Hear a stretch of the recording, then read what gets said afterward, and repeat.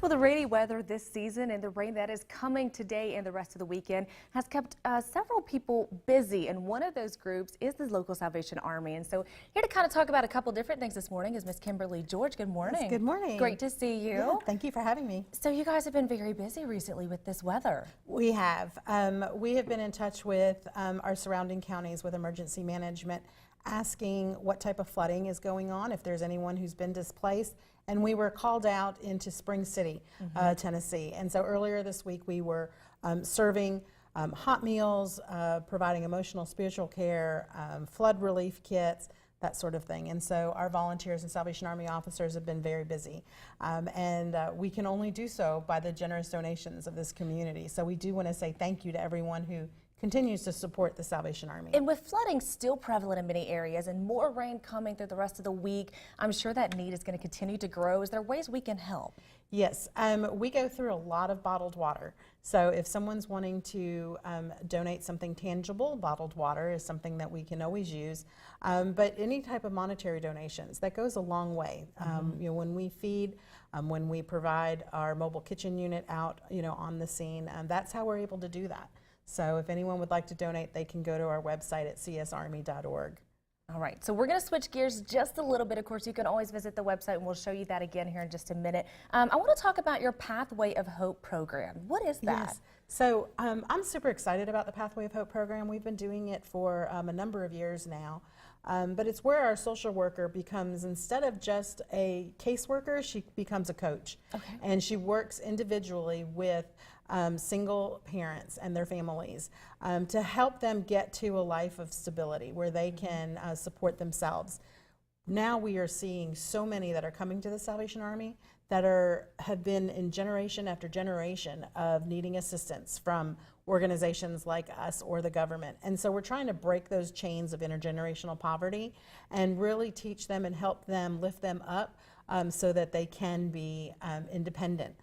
We do that in several ways. We have several different classes, but the main components are with that single parent, they provide a goal with budgeting, how much they can put aside, whether it's $5 or $10, but they have to continually put money aside. So we're teaching them how to budget. Also education. What was their last educational level? Was it high school? You know, was it college? Could they go into a tech school? So we help them.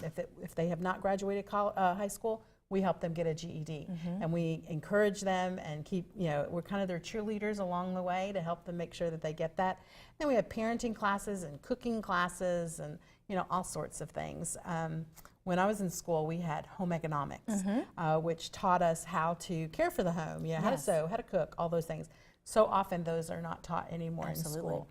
And we have this younger generation who doesn't know necessarily how to cook. And so we teach them those skills. Right. I was taught budgeting in elementary school, I remember. And absolutely now I'd see younger family members that are not taught those items. Exactly. And you mentioned that this is, of course, you know, geared towards single parents, you know, and with those younger kids, but this is just as important for the children because one of the statistics is that a majority of children, if they are raised in poverty, will remain in poverty. Is that correct? Did I say that correctly? Yes, absolutely. Yeah, and that's what we're talking about is really ending those generational chains of poverty, those intergenerational chains.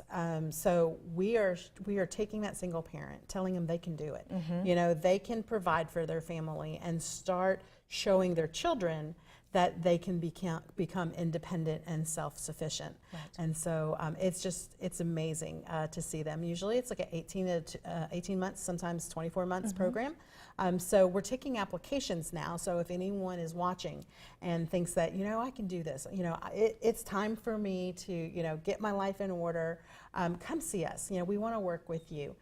The Salvation Army, this program is just amazing. It's about 88% success rate of those who, you know, continue in the program, succeed, and then are self-sufficient. How do we need to turn in applications? Where do we get that information? So you can call the Salvation Army. You can go online to read more about the Pathway of Hope program. You can go to our website and find out information.